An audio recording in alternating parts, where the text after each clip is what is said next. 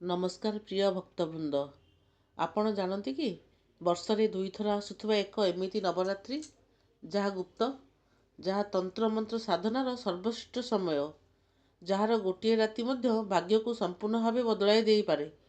आज आम कथा हेबा माघ मास गुप्त नवरात्रि विषय। गुप्त नवरात्रि क्या कहुए? हाँ आज्ञा, गुप्त नवरात्रि वर्षरे दुई थर आसे। गोटे है माघ मसरे, आउ गोटे है आषाढ़ मसरे। यही नवरात्रि साधारण नुहे, यह गुप्त रही था। कारण यही समय माता देवी गुप्त रूप से साधकों को कृपा करती। माघ गुप्त नवरात्रि महत्व यही 9 दिन माता दुर्गा नवशक्ति रूप से पृथ्वी में विराजमान करती। जो भक्त निर्मल मनरे यही समय माता को स्मरण करती, तांकर दुर्भाग्य, ऋण, दारिद्र्य, मनोकष्ट धीरे धीरे दूर हो जाए। तंत्र साधना, मंत्र सिद्धि, गुप्त उपाय पाई यह हूँ सर्वोत्कृष्ट समय। आसतु जानिबा माघ गुप्त नवरात्रि पूजा विधि।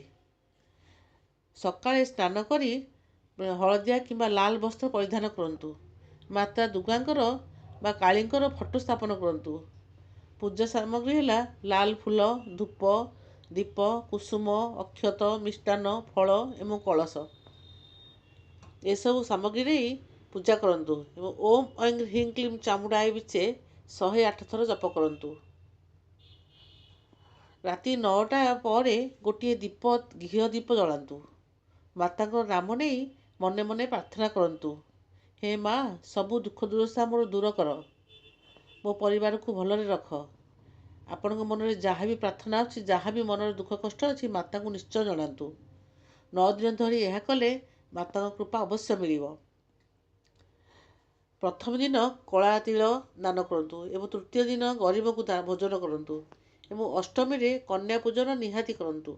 यह कले धन संपत्ति गृह को आसे, काम रे सफलता मिले और घरे सुख शांति बास करे। भक्त माने माघ गुप्त नवरात्रि केवल पूजा नुहे, यह आत्मशुद्धिर समय। माता को गुप्त भाव स्मरण करंतु, से आपण को खोला हृदय आशीर्वाद निश्चय देवे। शेष जय माँ दुर्गे, जय माँ दुर्गे, जय माँ दुर्गे।